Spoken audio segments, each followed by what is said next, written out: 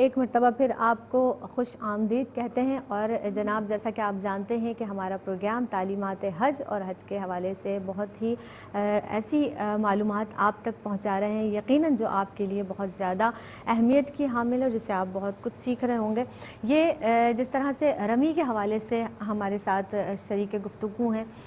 بہت ہی پیاری اسکالر جو یہاں پر تشریف رکھتی ہیں، انہوں نے بتایا بہت اچھے انداز سے۔ میں چاہوں گی کہ جہان شاہ بھی ہمارے درمیان موجود ہیں۔ جہان شاہ، آپ سے میرا سوال یہ ہے کہ ادائیگی حج میں رمی کی کیا فضیلت اور افضلیت ہے؟ اعوذ باللہ من الشیطان الرجیم، بسم اللہ الرحمن الرحیم، الحمد للہ حمد لا یحصى، امر بعبادته ونہى ان يعصى، واصلی واسلم علی رسولہ الکریم الصادق الامین صلی اللہ علیہ وعلی اہل بیتہ الطیبین الطاہرین والتابعین ومن تبعہم باحسان الی یوم الدین، اما بعد۔ پوری امت الاسلام کو، یہاں پر موجود لوگوں کو السلام علیکم ورحمۃ اللہ وبرکاتہ۔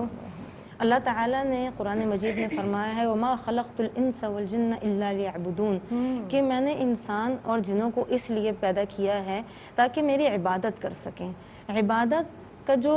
مطلب ہے، جہاں سے اب عبادات میں داخل ہوتے ہیں، وہ اطاعت سے شروع ہوتی ہے، اللہ تعالیٰ کی فرما برداری سے وہ بات شروع ہوتی ہے۔ اپنے آپ کو اور اپنی زندگی کو اللہ کے بتائے ہوئے راستوں کے اوپر چلانا، اللہ کے حکم کے مطابق اس کو چلانا، اور اپنی ہر عزیز چیز کو، جان انسان کی سب سے زیادہ عزیز چیز ہوتی ہے، اولاد سب سے زیادہ عزیز چیز ہوتی ہے، تو ان چیزوں کو اللہ کی راہ پہ کس طریقے سے قربان کر دینا، اللہ کے بھروسے پہ اس کو چھوڑ دینا، یہ سب کچھ عبادات میں شامل ہو جاتا ہے۔ رمی کی جو اہمیت ہے وہ ہمیں اس چیز کی یاد دلاتی ہے جب بھی ہم رمی کے بارے میں، رمی الجمرات بیسکلی جس کے بارے میں ہم ابھی بات کر رہے ہیں، وہ رمی الجمرات ہے کہ کنکریاں مارنے والا رمی جو ہے، تو اس کا مطلب بھی میں آپ کو آگے بتاؤں گی کہ کیا ہے۔ تو اس کی اہمیت اس طریقے سے ہمیں اس عمل کی، اس سنت ابراہیمیہ کی یاد دلاتی ہے، جو کہ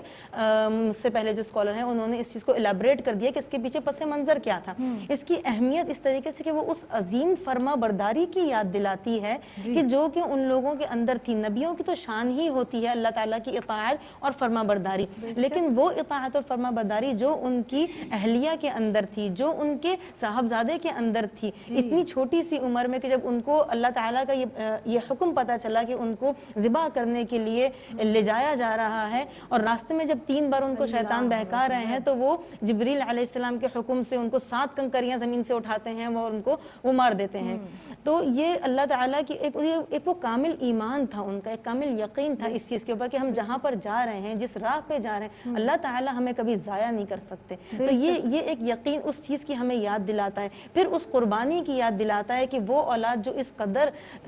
چاہت کے بعد ملی ہے، اس کو اللہ کی راہ میں کس طریقے سے قربان کر رہے ہیں۔ تو یہ اس چیز کی اہمیت ہے کہ ہم کو یہ رمی کا جو عمل ہے وہ اس چیز کی اہمیت، فضیلت بھی اس کی اسی سے ریلیٹڈ ہے کہ اولاً تو یہ کہ رمی الجمرات کا جو عمل ہے وہ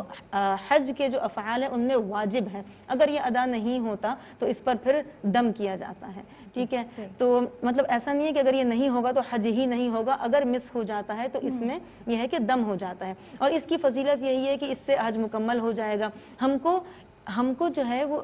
اس چیز کا احساس ہوتا ہے کہ جو شیطان ہے وہ مردود ہے، وہ رجیم ہے، رجیم شیطان الرجیم کہتے ہیں نا۔ اب جمرات اور رجیم سے اس چیز کا بھی ہے کہ رجم بھی جو ہے نا وہ اس کو کنکر مارنے سے اور اس کو مارنے سے اور اس کو اللہ کی رحمت سے دور کرنے سے ریلیٹ کرتا ہے، اعوذ باللہ من الشیطان الرجیم جو ہم کہتے ہیں، تو یہ اسی چیز سے اس چیز کو ملاتا ہے، جوڑتا ہے۔ تو ہمیں اس چیز سے اس کی اہمیت اور فضیلت کا احساس ہوتا ہے کہ ہمارے دل میں یہ بات بیٹھ جائے کنکری مارتے وقت کہ شیطان کے اعمال سے، ان کے بہکاوے سے ہمیں کس طریقے سے دور رہنا ہے اور اللہ کے کہے کے اوپر کس طریقے سے ڈٹے رہنا ہے۔ بے شک